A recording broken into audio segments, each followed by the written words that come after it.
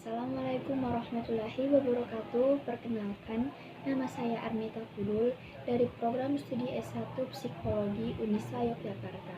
Di sini saya akan menjelaskan materi tentang iman kepada Allah Subhanahu wa Ta'ala, meliputi dengan pengertian iman dan juga dalil tentang iman kepada Allah Subhanahu wa Ta'ala.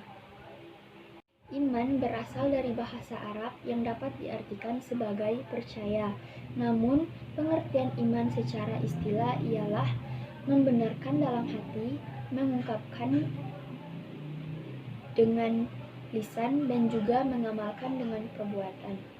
Selain itu, terdapat dalil nakli di dalam Al-Quran Al-Baqarah, surat Al-Baqarah ayat 163 yang berbunyi, wa ilahukum ilahu wahid la ilaha illa huwa rahmanur rahim, yang artinya, dan Tuhanmu adalah Tuhan yang Maha Esa, tidak ada Tuhan yang melainkan Dia yang Maha Pemurah lagi Maha Penyayang. Dan juga pengertian iman secara bahasa adalah mengikrarkan atau menetapkan dengan sesuatu dari apa yang ia akui kebenarannya. Iman adalah ketika seseorang menerima sesuatu kabar dan ia yakini akan kebenaran kabar tersebut di dalam hatinya, maka ia mengikrarkan bahwa kabar yang ia terima adalah benar adanya. Cakupan iman kepada Allah. Tidaklah dikatakan beriman kepada Allah apabila kita hanya mengimaninya setengah-setengah. Syekhul Islam Ibnu Taimiyah dalam kitabnya Al-Aqidah dan juga Al-Wasithiyah menyatakan bahwa cakupan iman terdiri dari 4 hal berikut. Adapun iman kepada Allah itu mencakup iman dengan wujudnya, rububiyahnya, uluhiyahnya, asma wa sifatnya. Dari peraturan tersebut bisa kita ketahui bahwa ada 4 hal yang harus kita imani dari Allah Ta'ala. Adapun keempat hal tersebut adalah beriman dengan wujudnya, beriman dengan rububiyahnya, beriman dengan uluhiyahnya, dan juga beriman dengan asma wa sifatnya. Adapun yang pertama yaitu pengertian iman dengan wujudnya. Beriman dengan wujud Allah adalah beriman bahwa Allah itu benar-benar ada, wujud keberadaannya.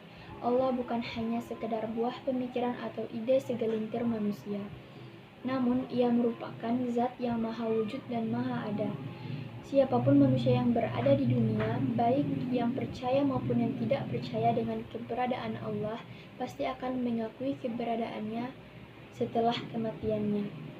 Iman kepada wujudnya juga merupakan fitrah seluruh manusia sejak dilahirkan. Setiap anak yang dilahirkan ke dunia secara fitrah dan alami sudah mengakui keberadaan adanya Allah Ta'ala. Fitrah ini sama sekali tidak bisa dipungkiri, mengingat betapa banyak kisah-kisah orang yang tidak mengakui adanya Allah pun tiba-tiba meminta pertolongan kepada Tuhan seketika mereka keadaan genting dan mendesak. Yang kedua ialah pengertian iman dengan rububiyahnya. Beriman dengan rububiyah adalah beriman bahwa Allah adalah satu-satunya yang menciptakan dan merajai dan serta mengatur seluruh alam. Allah Subhanahu wa Ta'ala berfirman yang artinya, sesungguhnya Tuhan kamu ialah Allah yang telah menciptakan langit dan bumi dalam 6 masa, lalu ia bersemayam di arsy.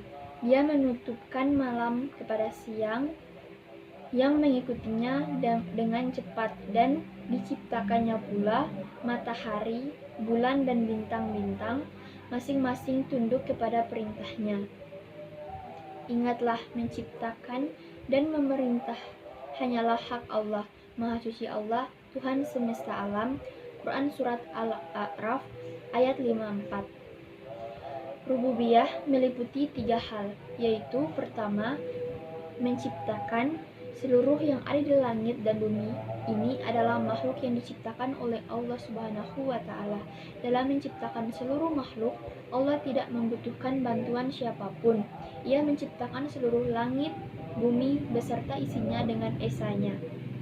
Allah tidak membutuhkan bantuan siapapun dan tidak ada yang membantunya dalam menciptakan seluruh ciptaannya.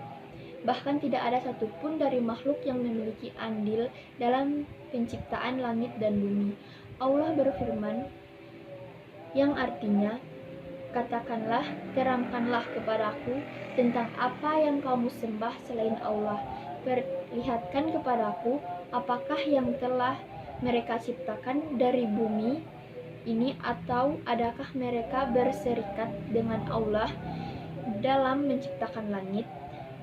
Al-Ayat, Quran Surat Al-Ahqaf ayat 4. Yang kedua, merajai. Allah adalah satu-satunya raja yang merajai seluruh ciptaannya. Tidak ada raja lain yang bersanding dengannya yang menguasai seluruh makhluk. Tidak ada lagi raja di atas Allah. Allah lah raja yang maha raja. Seluruh kerajaannya mencakup seluruh langit, bumi, dan seisinya.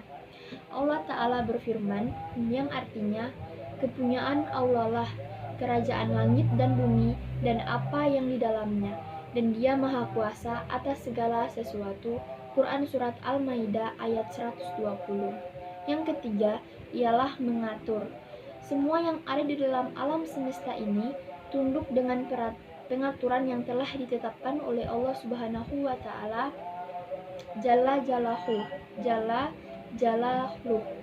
Tidak ada satupun makhluk yang mampu menolak apa yang telah diatur oleh Allah Subhanahu wa Ta'ala.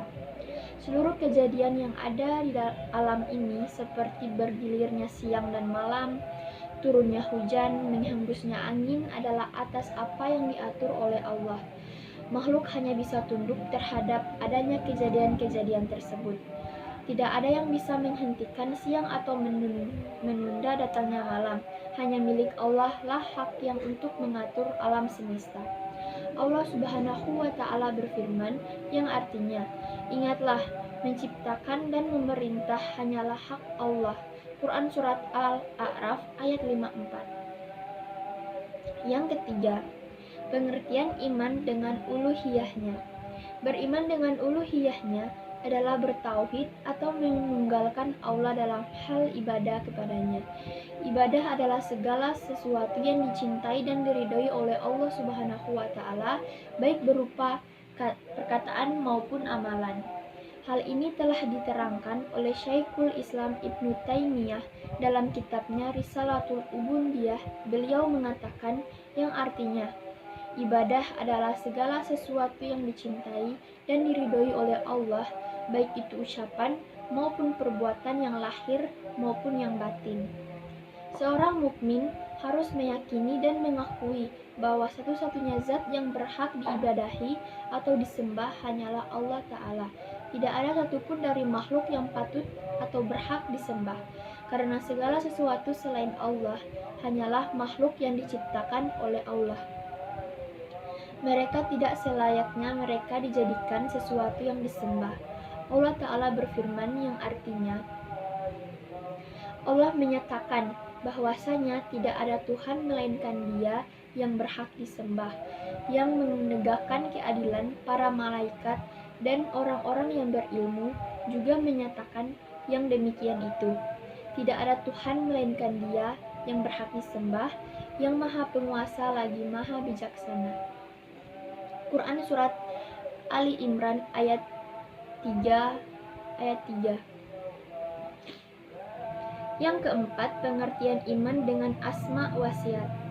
Pengertian iman kepada Allah dengan asma wa sifat adalah mengimani nama-nama Allah dan sifat-sifat Allah yang telah Allah namakan dan sifatkan untuk dirinya sendiri, dan juga mengimani nama-nama Allah dan sifat-sifat Allah yang telah dinamai dan disifati oleh Rasulullah SAW. Dan juga Allah Ta'ala berfirman, yang artinya, hanya milik Allah Asmaul Husna, maka bermohonlah kepadanya dengan menyebut Asmaul Husna itu, dan tinggalkanlah orang-orang yang menyimpang dari kebenaran dalam menyebut nama-namanya. Nanti mereka akan mendapat balasan terhadap apa yang mereka kerjakan. Quran Surat Al-A'raf. Dari ayat tersebut menunjukkan bahwa Allah memiliki nama-nama yang baik yang kita kenal dengan Asmaul Husna. Nama-nama Allah sangatlah banyak dan di setiap nama Allah terkandung pula sifatnya. Seperti As-Sami yang artinya yang maha mendengar dan Al-Basir yang artinya yang maha melihat. Yang sebagaimana namanya, maka seperti itu pula sifatnya. Allah memiliki sifat maha mendengar dan maha melihat. Maka kita pun beriman dengan sifat itu. Dalam mengimani asma wa sifatnya, tugas kita adalah mengimani hal itu sepenuhnya tanpa melakukan empat hal. Di antaranya yaitu pertama, takyif. Takyif adalah membagaimanakan sifat-sifat yang dimiliki oleh Allah. Dalam mengimani sifat Allah, kita dilarang bertanya-tanya seperti bagaimana Allah mendengar, bagaimana Allah beristiwa, bagaimana Allah melihat, dan lain sebagainya. Mempertanyakan bagaimana sifat-sifat Allah adalah hal yang tidak perlu bahkan berbahaya. Yang kedua adalah tamsil. Tamsil adalah menyerupakan atau menyamakan Allah dengan makhluknya. Yang ketiga yaitu takrif. Takrif adalah merubah-rubah atau memalingkan nama dan sifat Allah yang telah disifati oleh Allah dan Rasul-Nya. Yang keempat, taktil. Taktil adalah mengosongkan atau mengelantarkan nas-nas yang berbicarakan sifat-sifat Allah yang telah ditetapkan oleh Allah dan Rasul-Nya. Dan juga yang terakhir, pengaruh iman kepada Allah Subhanahu wa Ta'ala. Iman kepada Allah Subhanahu wa Ta'ala sangat berpengaruh terhadap kehidupan seorang muslim. Di antaranya yaitu pertama, membuat seorang menegakkan syariat, dan juga yang kedua, menghindari syirik atau menyekutukan Allah. Yang ketiga, mencintai karena Allah. Seseorang muslim akan mencintai seseorang yang juga mendekatkan diri kepada Allah Subhanahu wa Ta'ala. Yang keempat, jihad di jalan Allah. Yang kelima, loyalitas. Yang keenam, akhlak yang baik. Akhlakul karimah merupakan buah dari iman yang ditanam dengan kuat di dalam hati seorang muslim. Manusia merupakan makhluk istimewa yang dikaruniai akal. Manusia bisa melakukan kebaikan dan juga kejahatan dengan akal. Namun, cahaya imanlah yang membuat seorang muslim selalu merasa diperhatikan olehnya. Manusia menghadirkan Allah di kala susah dan senangnya, sehingga manusia selalu cenderung kepada kebaikan. Semoga kita semua termasuk orang-orang di dalamnya. Demikianlah penyampaian materi dari saya, semoga dapat berguna bagi kita semua, termasuk diri saya sendiri. Wa taufiq wal hidayah. Wassalamualaikum warahmatullahi wabarakatuh.